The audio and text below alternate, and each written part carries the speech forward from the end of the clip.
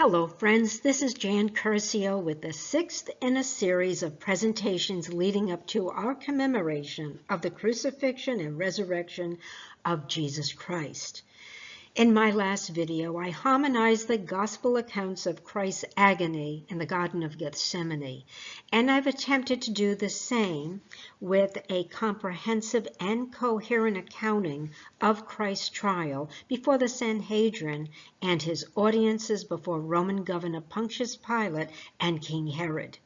And let me say here that the Gospels up to the point of Christ's trial function as the prelude to his crucifixion and resurrection, the very reason he was incarnated and dwelt among us. So before I read my harmonization, let me first point out the major variances in the four Gospel accounts of Jesus' trial, and they are as follows. Only John reports that Jesus was taken to Annas first, and then to his son-in-law Caiaphas, the high priest, who had prophesied that it would be expedient if one man should die for the people. Only Luke reports that Pilate sent Jesus to Herod, and only Matthew tells of Pilate's wife having urged him to leave Jesus alone due to an ominous dream she had had that day. Matthew, Luke, and John tell us that the high priest God slapped Jesus in the face, but not Mark. Unique to Matthew is the people's cursing the children for having condemned Jesus to death, and Pilate washing his hands of the guilt. Now, I have used much of John's gospel in my homily, since this apostle witnessed more than the other gospel writers, having been with Jesus throughout his arrest, close by his trial before the Sanhedrin, and the rest of his ordeal, even to the cross, where he stood with Mary, Jesus' mother, whom Jesus had put in his charge. So let's begin at the closing of the account of Jesus' arrest at Gethsemane, where it reads, "Then those who had seized Jesus, the band and the captain and the officers of the Jews, took Jesus and bound him, and led him away to Annas first, for he was father-in-law to Caiaphas, which was the high priest that same year. Now Caiaphas was he which gave counsel to the Jews that it was expedient that one man should die for the people. Now Annas had sent him bound unto Caiaphas. And Simon Peter followed Jesus, and so did another disciple, that is John. That disciple was known unto the high priest, and went in with Jesus into the palace of the high priest. But Peter stood at the door without. Then went out that other disciple, and spoke unto her that kept the door, and brought in Peter. And Peter followed afar off, and when they had kindled a fire in the midst of the hall, and were set down together, Peter sat down among them. But a certain maid beheld him as he sat by the fire, and earnestly looked upon him, and said, This man was also with him. And he denied him, saying, Woman, I know him not. And after a little while another saw him, and said, Thou art also of them. And Peter said, Man, I am not. And about the space of 1 hour after, another confidently affirmed, saying, Of a truth, this fellow also was with him, for he is a Galilean. And Peter said, Man, I know not what thou sayest. And immediately, while he yet spoke, the cock crew. And the Lord turned and looked upon Peter. And Peter remembered the word of the Lord, how he had said unto him, Before the cock crow, thou shalt deny me thrice.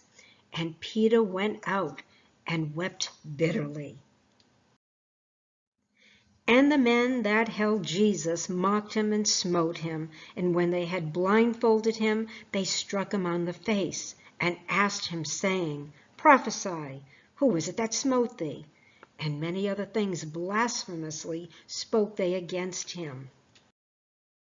And as soon as it was day, the elders of the people and the chief priests and the scribes came together, and the high priest asked Jesus of his disciples and of his doctrine. Jesus answered him, I spoke openly to the world. I even taught in the synagogue and in the temple, whither the Jews always resort. And in secret have I said nothing. Why askest thou me? Ask them which heard me, what I have said unto them. Behold, they know what I said. And when he thus spoken, one of the officers which stood by struck Jesus with the palm of his hand, saying, Answerest thou the high priest so? Jesus answered him, If I have spoken evil, bear witness of the evil. But if well, why smitest thou me?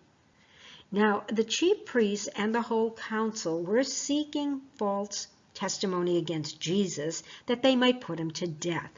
But they found none, though many false witnesses came forward. At last two came forward and said, This man saith, I am able to destroy the temple of God and to rebuild it in 3 days. And the high priest stood up and said, Have you no answer to make? What is it that these men testify against you? But Jesus remained silent. And the high priest said to him, I adjure you by the living God, tell us if you are the Christ, the Son of God. And he said unto them, If I tell you, ye will not believe. And if also ask you, ye will not answer me, nor let me go.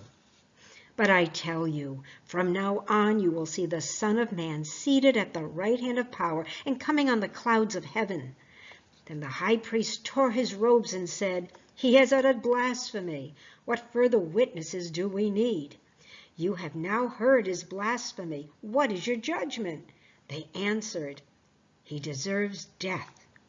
When morning came, all the chief priests and the elders of the people took counsel against Jesus to put him to death.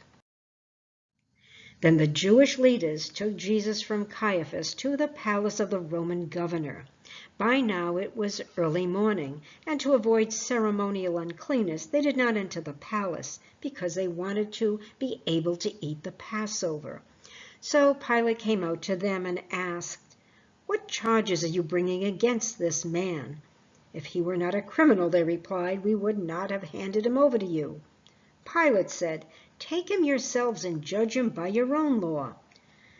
But we have no right to execute anyone, they objected, that the saying of Jesus might be fulfilled which he spoke, signifying what death he should die. And they began to accuse him, saying, We found this fellow perverting the nation and forbidding to give tribute to Caesar, saying that he himself is Christ, a king. Then Pilate entered into the judgment hall again and called Jesus and said unto him, Do you not hear how many things they testify against you? But he gave him no answer, not even to a single charge, so that the governor was greatly amazed. Art thou the king of the Jews? Jesus answered him, Sayest thou this thing of thyself, or did others tell it thee of me? Pilate answered, Am I a Jew? Thine own nation and the chief priests have delivered thee unto me. What hast thou done? Jesus answered, My kingdom is not of this world. If my kingdom were of this world, then would my servants fight, that I should not be delivered to the Jews. But now is my kingdom not from hence. Pilate therefore said unto him, Art thou a king then? Jesus answered, Thou sayest that I am a king. To this end was I born, and for this cause came I into the world, that I should bear witness unto the truth. Everyone that is of the truth heareth my voice. Pilate said unto him, What is truth? Now at the feast the governor was accustomed to release for the crowd any one prisoner whom they wanted. And they had then a notorious prisoner called Barabbas, who for a certain sedition made it in the city, and for murder was cast into prison. So when they had gathered, Pilate said to them, Who do you want me to release for you, Barabbas or Jesus, who was called Christ? For he knew that it was out of envy that they had delivered him up. And while he was sitting on the judgment seat, his wife sent word to him, "Have nothing to do with that righteous man, for I have suffered much because of him today in a dream." Now the chief priests and the elders persuaded the crowd to ask for Barabbas and destroy Jesus. The governor again said to them, "Which of the two do you want me to release to you?" And they said, "Barabbas." Then said Pilate to the chief priests and to the people, "I find no fault in this man." And they were the more fierce, saying, "He stirreth up the people, teaching throughout all Jewry, beginning from Galilee to this place." When Pilate heard of Galilee, he asked whether the man were a Galilean. And as soon as he knew that he belonged into Herod's jurisdiction, he sent him to Herod, who himself also was at Jerusalem at that time. And when Herod saw Jesus, he was exceeding glad, for he was desirous to see him of a long season, because he had heard many things of him, and he hoped to have seen some miracle done by him. Then he questioned him in many words, but he answered him nothing. And the chief priests and scribes stood and vehemently accused him. And Herod with his men of war set him at naught, and mocked him, and sent him again to Pilate. And the same day Pilate and Herod were made friends together, for before they were at enmity between themselves. And Pilate, when he had called together the chief priests and the rulers and the people, said unto them, "Ye have brought this man unto me as one that perverteth the people. And behold, I, having examined him before you, have found no fault in this man, touching those things whereof ye accuse him. No, nor yet Herod, for I sent you to him, and lo, nothing worthy of death is done unto him. I will therefore chastise him and release him." Then Pilate therefore took Jesus and scourged him. And the soldiers led him away into the hall called Praetorium, and they called together the whole band. And they clothed him with purple, and platted a crown of thorns, and put it about his head. And began to salute him, "Hail, King of the Jews!" And they smote him on the head with a reed, and did spit upon him, and bowing their knees, worshipped him. Pilate therefore went forth again, and said unto them, "Behold, I bring him forth to you, that ye may know that I find no fault in him." Then came Jesus forth, wearing the crown of thorns and the purple robe. And Pilate said unto them, "Behold the man." When the chief priests therefore and officers saw him, they cried out, saying, "Crucify him, crucify him." Pilate said unto them, "Take ye him and crucify him, for I find no fault in him." The Jews answered him, "We have a law, and by our law he ought to die, because he made himself the Son of God." When Pilate therefore heard that saying, he was the more afraid, and went again into the judgment hall, and said unto Jesus, "Whence art thou?" But Jesus gave him no answer. Then said Pilate unto him, "Speakest thou not unto me? Knowest thou not that I have power to crucify thee, and have power to release thee?" Jesus answered, "Thou couldst have no power at all against me, except it were given thee from above. Therefore he that delivered me unto thee hath the greater sin." And from thenceforth Pilate sought to release him. But the Jews cried out, saying, "If thou let this man go, thou art not Caesar's friend. Whosoever maketh himself a king speaketh against Caesar." When Pilate therefore heard that saying, he brought Jesus forth and sat down in the judgment seat in a place that is called the Pavement, but in the Hebrew, Gabbatha. And it was the preparation of the Passover, and about the 6th hour. And he said unto the Jews, "Behold your king." But they cried out, away with him, crucify him." Pilate said unto them, "Shall I crucify your king?" The chief priests answered, "We have no king but Caesar." So when Pilate saw that he was gaining nothing, but rather that a riot was beginning, he took water and washed his hands before the crowd, saying, "I am innocent of this man's blood. See to it yourselves." And all the people answered, "His blood be on us and on our children." Then he released for them Barabbas. Then delivered he him, therefore, unto them to be crucified. And they took Jesus and led him away. Then when Judas, his betrayer, saw that Jesus was condemned, he changed his mind and brought back the 30 pieces of silver to the chief priests and the elders, saying, "I have sinned by betraying innocent blood." They said, "What is that to us? See to it yourself." And throwing down the pieces of silver into the temple, he departed, and he went and hanged himself. But the chief priests, taking the pieces of silver, said, "It is not lawful to put them into the treasury, since it is blood money."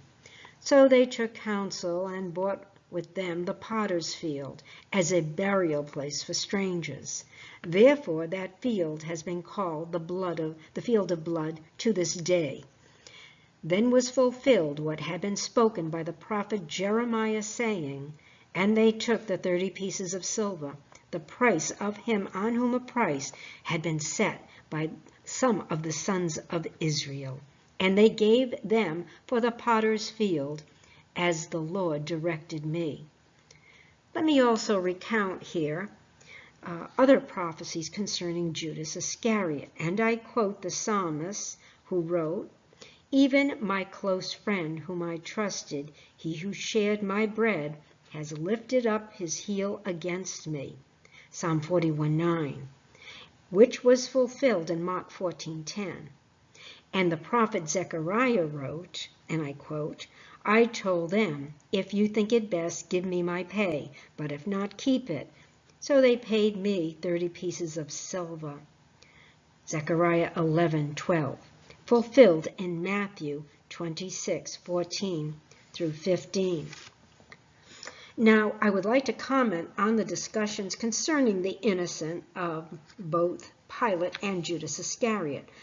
The former having given in to the pressure of the chief priests, elders, and the mob they incited to have Jesus crucified, and the latter being more guilty than Pilate, according to Jesus anyways, even more guilty than the Sanhedrin, for he had spent 3 years in the company of Jesus, having witnessed his incredible compassion for the poor and the lost, and his many signs and wonders, proving over and over again that he was the Son of God, the Anointed One, their long-awaited Messiah.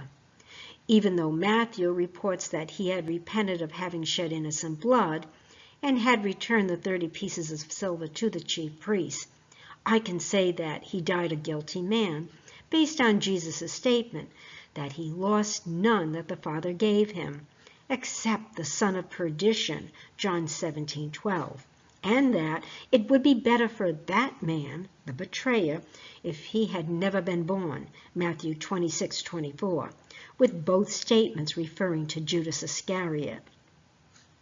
So to argue that Judas was exonerated from blame for having changed his mind is pointless. And as far as Pilate is concerned, he had within his power to release Jesus, but allowed himself to be swayed by the mob. The chief priests had mustered up to demand Pilate to crucify Jesus. Pilate had just made peace with King Herod, and he wasn't going to let anything disturb that relationship. And such a commotion in Jerusalem could have easily done that. Although he knew that Jesus was innocent, giving in to the council was the easiest way out and the quickest way to a peaceful Passover feast.